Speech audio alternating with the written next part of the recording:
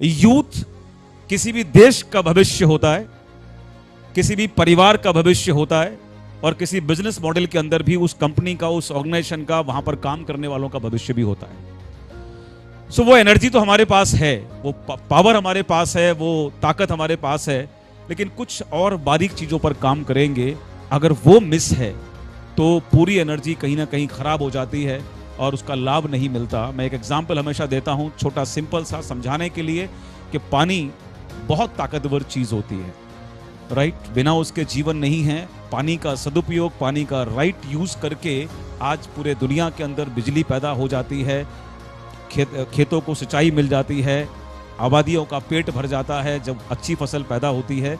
लेकिन ये कब होता है? जब उसको चैनलाइज किया जाता है, राइट? अतः प्रभाव है पानी के अंदर। सालों साल हमको हर सीजन के अंदर मिलियन और मिलियन गैलन्स पानी कुदरत देती है, लेकिन अगर उसका कोई डायरेक्शन नहीं है, अगर उसको कोई चैनलाइज नहीं किया गया है, तो वो बाढ़ बन जाता है। और जब बाढ़ आती है तो वो किसी का भला नहीं करती, ना उससे कोई भी लाभ नहीं लिया जा सकता। तो इसलिए सैकड़ों साल पहले बढ़ते हुए इंसान और उसकी तकनीकों ने इस चीज को जन्म दिया कि इंसान ने क्या तैयार कर दिए, बांध तैयार कर दिए, नहरें कन्वर्ट कर ली, कि अब उनके जरिए से उस पानी को चैनलाइज कर दिया गया, पानी को रोक दिया गया, जब जरूरत पड़ती है उस तरफ उसको फ्लो दे देते हैं, और उससे आज सब चीजें मानव जाति के लिए अच्छी होती हैं। Is it? तो मैं किसी वेग की बात कर रहा हूं, मैं किसी ताकत की बात कर रहा हूं, और यूथ ऐसी ही एक ताकत का नाम है। लेकिन अगर वो चैनलाइज नहीं है, अगर उसके पास में राइट डायरेक्शन नहीं है, अगर उसके पास क्लियरिटी नहीं है, तो ऐसा ही यूथ, अभी तो नाम खैर साहब ने इतना नहीं आ रहा, लेकिन ऐसा ही यूथ कभी ओसामा बिन लादेन के द्वारा भी इस्तेमाल किया गया है। ऐसे ही यूथ का इस्तेमाल बहुत सारी इस तरह की ऑर्गेनाइजेशन ने किया है, जहां पर उन्होंने यूथ को अपने साथ उन्होंने मोल्ड किया, और उसके बाद में वो यूथ फिदायीन भी बन गया। So this is very important to understand कि हमारी स्ट्रेंथ क्या है, हमारी पावर क्या है। अगर हम राइट डायरेक्शन में जाएंगे तो अपने खानदान की हिस्ट्री और ज्योग्राफी हम दोनों एक दिन चेंज कर देंगे। और अगर वो डायरेक्शन सही दिशा में नहीं मिल रहा है,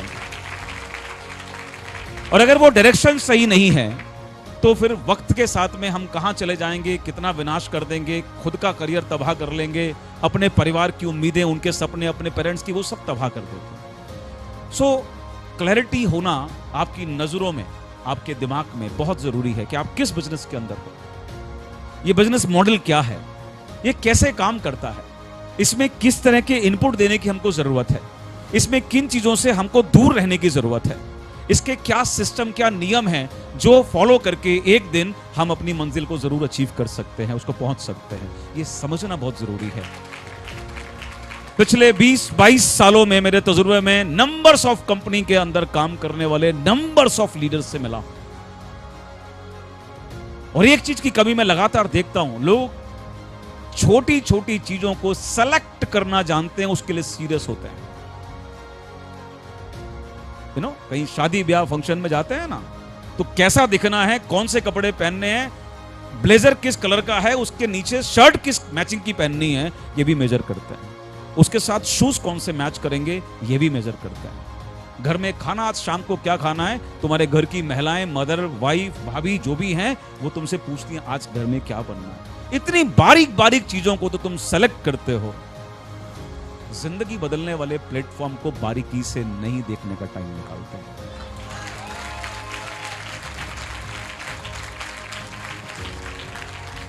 और अगर तुम्हारे पास ये टाइम नहीं होगा, तो मेरी बात नोट कर लेना, इस दुनिया में किसी के पास तुम्हारे लिए टाइम नहीं होगा।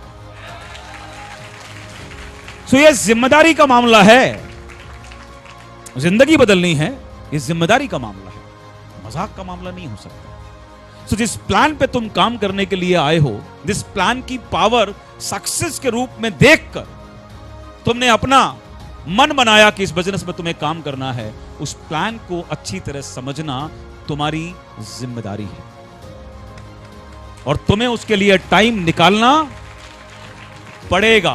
कोई एक्सक्यूज अगर तुम्हारे बीच में आ रहा है तो तुम सफलता के ट्रैक पर हो ही नहीं। कोई एक्सक्यूज, मेरे पास टाइम नहीं है समझने का, तुम सफलता के ट्रैक से बहुत दूर हो, और एक दिन तुम है से थे हो जाओगे, लिख के रख लेना।